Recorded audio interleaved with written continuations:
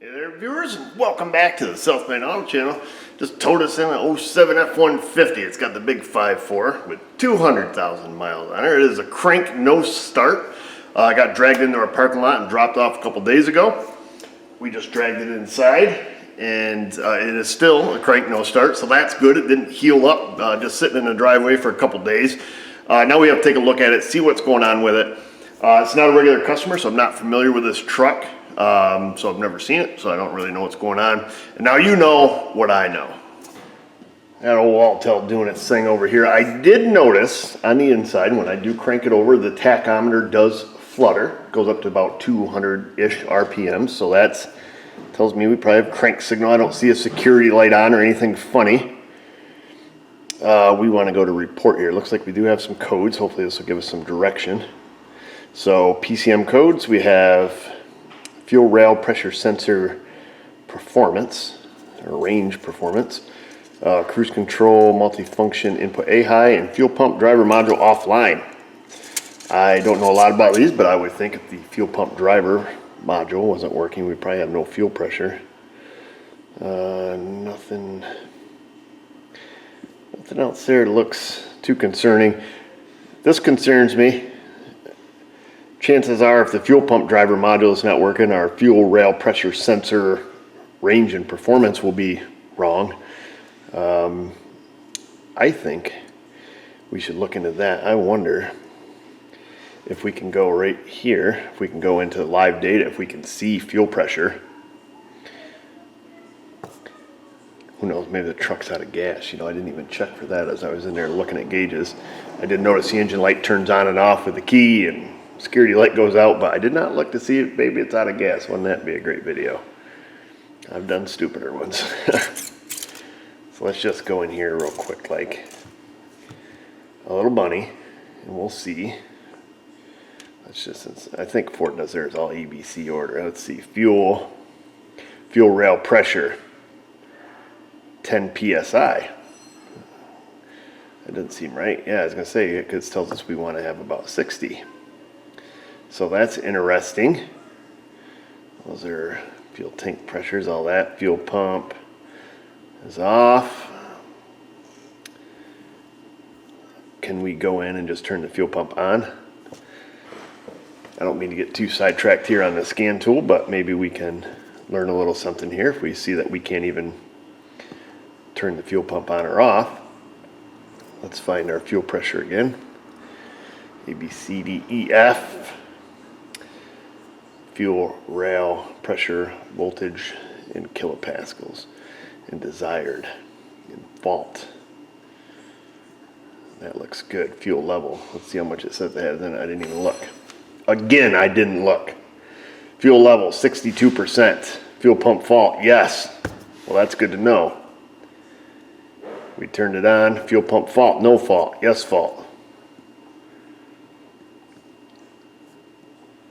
So we have something funky going on here, folks. We're turning the fuel pump on and off, as you can see. And it goes from having a fault to saying it has no fault to saying it does have a fault, and so on and so forth. So looking like fuel delivery, I think we need to focus in the area of the fuel pump, just based on the little bit of what we've gathered, and kind of take it from there. How does the fuel pump in this truck work? And can we fix it? And, you know, can we diagnose it? Find it here in service data. Under this code description, the PCM monitors the fuel pump monitor, so it's the FPM circuit, the fuel pump monitor circuit, from the fuel pump driver module. With the key on, engine off, or key on, engine running, the fuel pump driver module continuously sends a duty cycle signal to the PCM from the FPM circuit, so from the fuel pump monitor circuit. The test fails if the PCM stops receiving this signal. So basically, the fuel pump driver module is sending a signal to the PCM saying, hey, here's what's happening down here. What are you doing up there? It doesn't really ask what they're doing, but it just says, here's what I'm doing. And the PCM doesn't see that anymore. It's like, you know, we set this code. So to understand that better, I printed out a little diagram. So here's the fuel pump driver module down here. Here's that FPM circuit, fuel pump monitor, right? Isn't that what they called it? The monitors the fuel, PCM monitors the fuel pump monitor circuit. So this FPM circuit, so fuel pump driver module, FPM circuit goes from the fuel pump driver module here up to the PCM. PCM doesn't see any mumbo jumbo on this line anymore. No more duty cycle. And it says, hey, let's set this code 1233. So what can cause that? It says possible causes inertia switch needs to be reset. So if somebody, you know, boom, banged into this baby, it has an inertia switch. So that is right here on the diagram. So we have this non-serviceable relay in the fuse box, central junction box, so like it's power out at all times. Relay turns on, sends power down, has an inertia switch. So if this switch is open and the fuel pump driver module is no longer receiving power, that could be a possible cause. So switch is open, aka, you know, no power. Open in the ground circuit, open in the power relay, opener shorts, blah, blah, blah, damaged. Power relay damaged, inertia switch damaged, fuel pump driver module, blah, blah, blah. So basic checks, power's ground, and ability to talk to the PCM.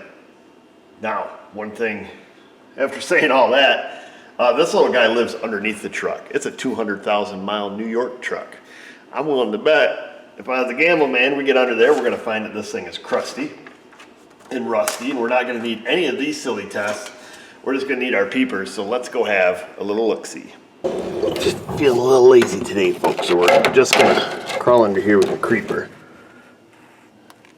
Right up above the spare tire. That is our fuel pump driver module. Looks a little crusty. I've seen 100 times worse. I think what we're going to do is get the spare tire down, if we can. We won't even have to put this truck up on a lift. We can do a couple quick checks here. You know, do we have our powers? Do we have our ground? I imagine that fuel pump, from what I can see of it, the driver module is probably smoked. Looks a little pussy. And then we'll take it from there. I guess if I was smart, I would have checked that before we pushed it inside. But I wasn't thinking. Hopefully the spare tire will come down. If it does, I'll be super excited. Because then we won't have to pick it up in the air. Oh, looks like it's coming down. I should get my super excited face on now. Now we can come over and have an official look. And I will tell you this, folks. After letting this spare tire down, it smells like a pure electrical fire under here. The smell is quite strong. I am surprised to see A, that it's a Ford, and B, that this connector is not that corroded. I'm wondering, is this truck really a New York truck? 07 and the frame's not broken half? Well, that's weird. I mean, it's still pretty crusty, don't get me wrong, but most 07s in New York would be long gone at this point in the crusher. So why don't we...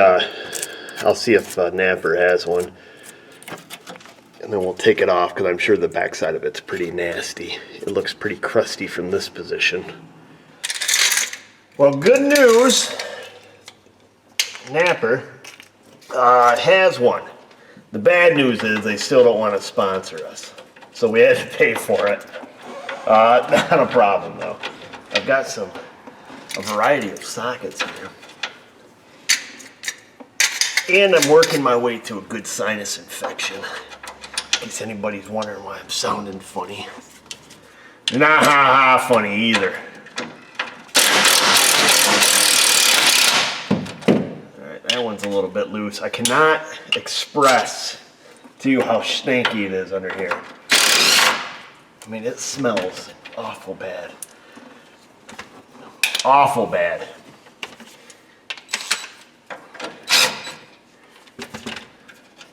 There's that. You know what? I did not bring a stinking prying apparatus with us. Gosh dang it all to heck. What do we got out here? We gotta have something under here. It's stuck and corroded. Why do I work on the floor? Okay, here we go. Prying apparatus. It's stuck good. It's gonna break. Oh yeah, baby. How you like me now? So, oh wow, the stink is right in my mouth. Right in my mouth. There it is. Ah, there's the old crusty hole. There she is. Yeah, you can smell it now. There's the old burn mark, baby. I don't know what you guys can see because I can't see you, but let's take this out and examine it. It smells very much badly. The other thing we're going to have to do is we're going to have to check to see if we blew any fuses. Just based on the smell alone down here. I think it comes with new standoff bolts here. Let me get wedged back under here. And what we're going to do is we'll take these little guys out. Whew, you stink, yo. Even with my plugged up nose, I can smell it. Here's that one. There's that one.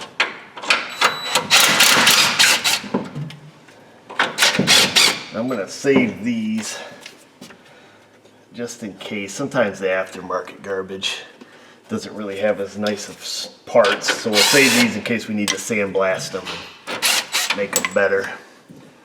And that's it. Let's go look at this. Wait for Napper to show up. I'll show you guys what this thing looks like. Would you have a look at that? So there she is. You can see all the ash from the fire. Oh, she burnt right straight through the circuit board. Whatever it was cooking in there, let me tell you. Oh my gosh. Oh my gosh. It's stinky. There's your problem, lady, right there. You got a crusty hole, and it stinks, and it's been on fire at some point because that is ash. So chances are she probably blew some fuses. So let's look. I guess we're right here. Enough fiddling with that. We've all seen a rotted out fuel pump module at some point. We have a couple fuses here. One we're mostly going to want to check is this little guy right here, F9 20 amp in the central junction box. So while we're waiting for Napper to show up, I'm going to check to see if that one's junk. It probably is my guess. And if it is, I'll replace it and I'll show you guys. And then when Napper shows up, not a sponsor, we'll get the new module up on there. We'll pray a little bit that it works because it is aftermarket, and then we'll keep on keeping on. We got a Jeep out there we got to look at next. Some days it's better to be lucky than good, folks. Fuse F9, right? 20 amp in the interior fuse box passenger kick panel. She's smoked. You can see she's wide open. So we'll get a new one of those. Now we got to play the waiting game. It's an easy game to play. You just sit down and wait. Wait on your parts, wait for Napper to show up. If I didn't feel like poo, we could pull in another car and get started, but I think I'll just wait and poke on the YouTube. Could we have just pulled the codes, visual inspection, is that module smoked? Absolutely. Super common issue in New York. Fuel pump driver modules on this vintage Ford, while it was mounted back there, they were notorious for going bad. Really, really popular back in the day. You know, used to tow these things in. You didn't even pull codes. You just looked under them to see if that thing was rotted. However, I have seen these come in with other issues. Fuel pump driver module is rotted to beat the band. You know, I mean, this thing looks 10 times worse than that there, but works perfectly. And it's not the issue for your no start. So it's always my habit to kind of look, gather a little data, you know, what do we got going on? And then go check it out.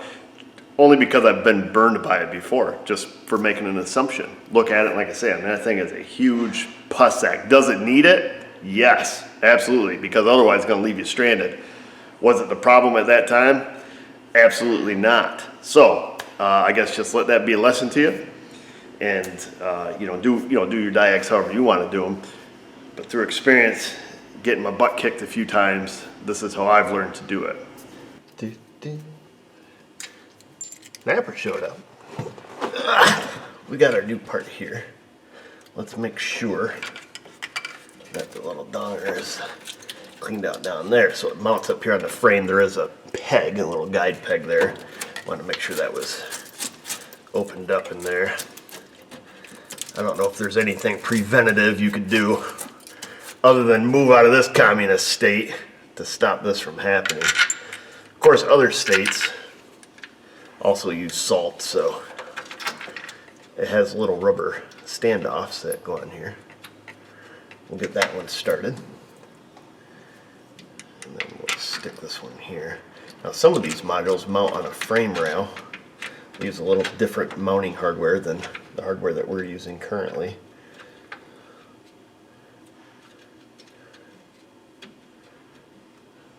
So we'll do that like that. It looks like a 10 mil. They are millimeters.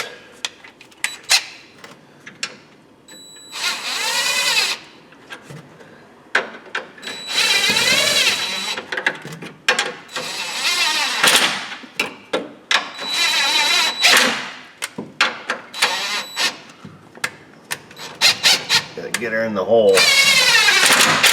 There we go. That's it. She's mounted. The little rubber's flagged right out. It says tighten them down till they're secure. If you read the directions. Ooh, it actually clicks on.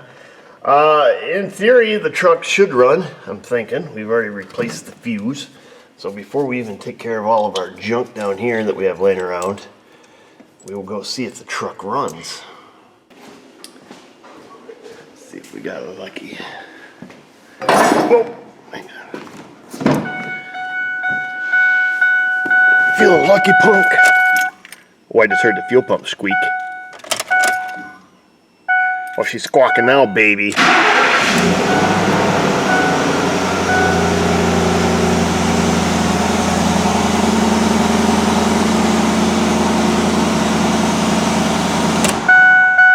Fancy.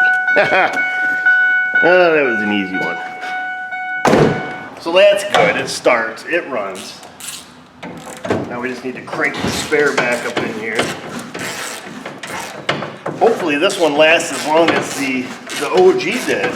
'Cause that's a long time. 07, 200K, unless it had been replaced at some point with a Ford module, which is plausible. These things have a real tendency to rot off. This whole thing is bed liner material, the entire box. That's an odd one. First time I've ever seen that, folks. Well, there you have it, folks. Easy peasy. The napper kit worked. It starts, it runs. This guy will be happy. He'll get his truck back. Good thing we went through and checked the fuse, because obviously as cooked as that thing was, something shorted, and you know, and that was it. Do we need to look into it any further? I would say no. This appears to be all results of good old corrosion, and then finally made a little path to ground, and then finally went up in smoke. So we'll leave it at that. But don't leave me at that. Head on down to that comment section. Questions, comments, concerns, right on or subscribe. Ring that bell. Find us on the Insta, the Facebook. And just remember, viewers, if I can do it, you can do it. Thanks for watching.